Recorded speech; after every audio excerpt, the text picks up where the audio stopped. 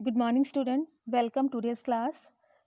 Today we will start Unit 4th, Magnetic Induction. So, what is magnetic induction? Let's assume that we have a coil, and in the front of coil we can put a magnet, and magnet can always push and back toward the coil. Then electron present in the coil are start to move.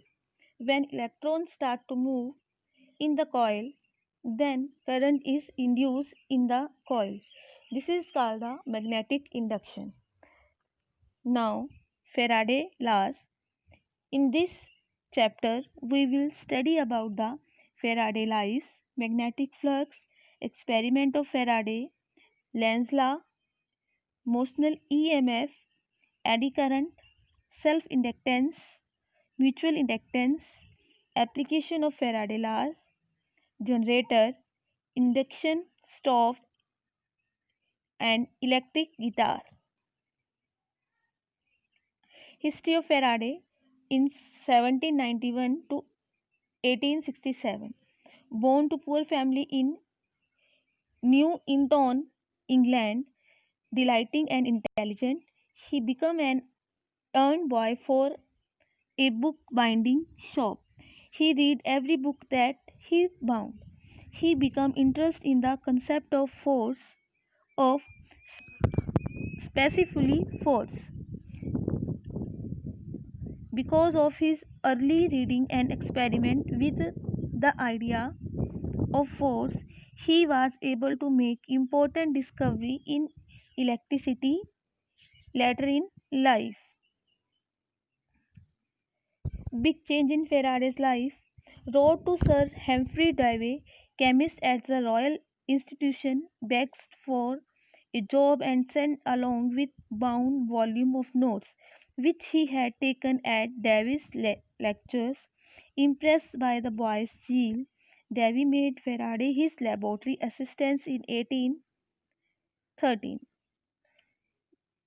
Since then, 20-year-old, drank in knowledge from Davy, finished his second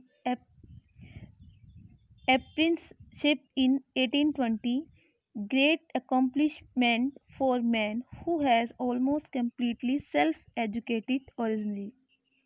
Basic terminology. What is magnetic flux? Are you know about the magnetic flux? Magnetic flux, देखो यहाँ पे क्या है, कोई हमारे पास एक area है, ठीक है, और उस सरफेस से कुछ मैग्नेटिक लाइंस क्या हो रही हैं, क्रॉस होके जा रही हैं, उसी को हम क्या बोलते हैं, मैग्नेटिक फ्लक्स बोलते हैं. मैग्नेटिक फ्लक्स को हम फाई से रिप्रेजेंट करते हैं, is equal to A dot B. Magnetic flux is higher from stronger magnetic field. Magnetic field flux कब ज़्यादा होगा, अगर मैग्नेटिक फील्ड क्या है, ज़्यादा. स्ट्रॉन्ग मैग्नेट कब होगा, जब उसके अंदर मैग्नेटिक लाइंस भी कैसी होंगी, ज़्यादा होंगी.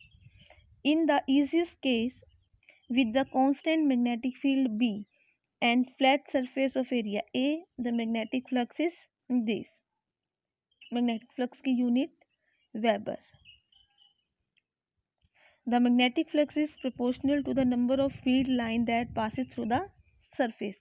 ये एक surface हो गया और इस surface से number of lines क्या हो रही है, पास होके जा रही हैं, तो इसी को हम क्या बोलते हैं, magnetic flux बोलते हैं. This one is also the magnetic flux.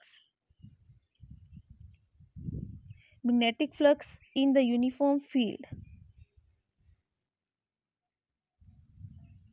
Now the Faraday experiment. देखो हमारे पास क्या है, यहाँ पे हमने एक इंसुलेटर ले लिया और इंसुलेटर के ऊपर हमने वायर को इस तरह से बांध दिया, और उसके बाद उस वायर को हमने क्या किया, वोल्ट मीटर या गैल्वेनोमीटर से हमने इसको क्या कर दिया, उसके साथ अटैच कर दिया. एक हमने मैग्नेट ले लिया, मैग्नेट के दो पोल हैं, और उस मैग्नेट को हम क्या कर रहे हैं, बार बार उस वायर के पास लेके जा रहे हैं, फिर उसको पीछे लेके जा रहे हैं, फिर कॉइल के पास लेके जा रहे हैं, ठीक है. तो almost 200 years ago, around 1831, Faraday looked for evidence that magnetic field would induce an electric current with this apparatus. तो जब मैग्नेट को कॉइल के पास लेके गए, तो यहाँ पे क्या हुआ कि जो यहाँ पे हमने गैल्वेनोमीटर लगाया, गैल्वेनोमीटर की जो नीडल है उसके अंदर क्या हुआ, डिफ्लेक्शन. जब हम मैग्नेट को पीछे लेके गए तो डिफ्लेक्शन अपोजिट साइड में हुई। जब हम मैग्नेट को कॉइल के पास लेके आए तब डिफ्लेक्शन उसके एंटी हुई, है ना। तो यहाँ से हमें ये पता चला कि जब हम मैग्नेट को किसी कॉइल के पास लेके जाते हैं तो उस कॉइल के अंदर जो इलेक्ट्रॉन प्रेजेंट होते हैं वो मूव करने लग जाते हैं और इस वजह से उसके अंदर क्या होता है, करंट इंड्यूस हो जाता है। तो इसी को हम क्या बोलते हैं, मैग्नेटिक इंडक्शन बोलते हैं। दिस वन आल्सो देखो, यहाँ पे देखो आपको क्या दे रखा है, गैल्वेनोमीटर दे रखे हैं और एक कॉइल है, उस कॉइल को गैल्वेनोमीटर से अटैच कर रखा है और मैग्नेट को हम क्या कर रहे हैं, उस कॉइल के पास लेके जा रहे हैं, ठीक है। He found no evidence when the magnet was stationary. लेकिन जब हमने मैग्नेट को क्या कर दिया, रेस्ट पे कर दिया, यानी अब हम मैग्नेट को मूव नहीं कर रहे, तब क्या होगा, गैल्वेनोमीटर के अंदर कोई भी डिफ्लेक्शन नहीं होगा, ठीक है। देखो यहाँ पे जो फर्स्ट केस है, ए केस है, इसके अंदर हम क्या कर रहे हैं, मैग्नेट को उस कॉइल के पास लेके जा रहे हैं, ठीक है। तो यहाँ पे जो डिफ्लेक्शन है देखो गैल्वेनोमीटर में वो हो रही है। सेकंड केस में देखो क्या है कि हम मैग्नेट को दूर लेके जा रहे हैं, तो यहाँ पे क्या होगा, जो डिफ्लेक्शन है वो दूसरी साइड हो रही है। और थर्ड केस में देखो हमारे पास क्या है, मैग्नेट के अंदर कोई मूवमेंट नहीं है, उसको हमने रेस्ट पे कर दिया। जब हमने रेस्ट पे किया तो करंट हमारे पास क्या आ गया, ज़ीरो आ गया। Faraday experiment, he then changed the number of turn of the coil। फिर उसने क्या किया, जो कॉइल थी उसकी जो टर्न्स है उसको चेंज कर दिया। Relative speed of the magnet, उसने मैग्नेट को जो बार बार आगे पीछे कर रहा था, अब उसकी स्पीड को भी उसने चेंज किया। फिर the direction of the relative motion of the coil, फिर उसने डायरेक्शन भी चेंज किया। And observe the change is deflection show by the galvanometer.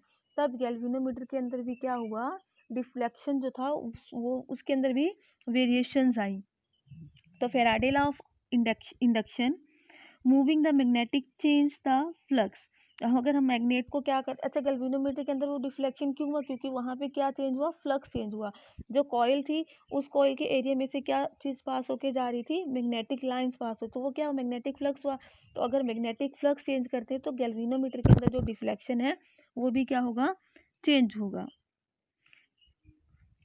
Changing the magnetic flux induce N EMF. देखो ये फेराडे का फर्स्ट लॉ है कि इसके अंदर क्या है कि अगर हम मैग्नेटिक फ्लक्स को क्या करते हैं, चेंज करते हैं, तो जो करंट है वो भी इसके अंदर क्या होगा, इंड्यूस होगा।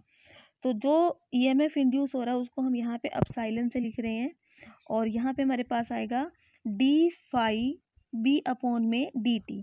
यहाँ पे ये थोड़ा सा फॉन्ट को ये रीड नहीं कर रहा, तो यहाँ पे क्या है, epsilon is equal to minus D phi B upon में डी टी, यानी विद रिस्पेक्ट टू टाइम जो मैग्नेटिक फ्लक्स है वो क्या हो रहा है, चेंज हो रहा है, ठीक है।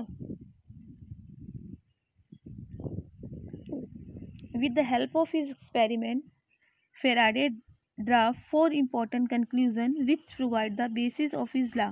The galvanometer showed deflection whenever there was relative motion between the magnet and the coil. Galvanometer deflection कब शो करेगा, अगर मैग्नेट और कॉइल दोनों की हम क्या करा रहे हैं, मोशन, यानी उसको हम मूव करते रहेंगे। Deflection was more when the relative motion was faster and less when the relative motion was slower. Deflection तेज हो जाएगी कब, जब हम क्या करेंगे, मैग्नेट को जल्दी जल्दी मूव कराएंगे, और डिफ्लेक्शन कम हो जाएगी कब, जब हम मोशन को क्या कर देंगे, कम। The direction of the deflection change if the polarity of the magnet was change, यानी कि जो गैल्वेनोमीटर के अंदर निडल लगी है उस निडल की जो डिफ्लेक्शन है वो चेंज हो जाएगी अगर हम मैग्नेट की पोलैरिटी, यानी अगर हम नॉर्थ से उसको साउथ करते हैं। The deflection in galvanometer changes with the change in the number of turns of the coil, more the number of turn greater the deflection, यानी अगर हम कॉइल को बढ़ाएंगे तो जो यहाँ पे डिफ्लेक्शन है वो भी क्या कर जाएगी, इंक्रीज, क्योंकि करंट ज़्यादा हो जाएगा। क्लियर, तो बाकी का हम नेक्स्ट क्लास में पढ़ेंगे। Thank you.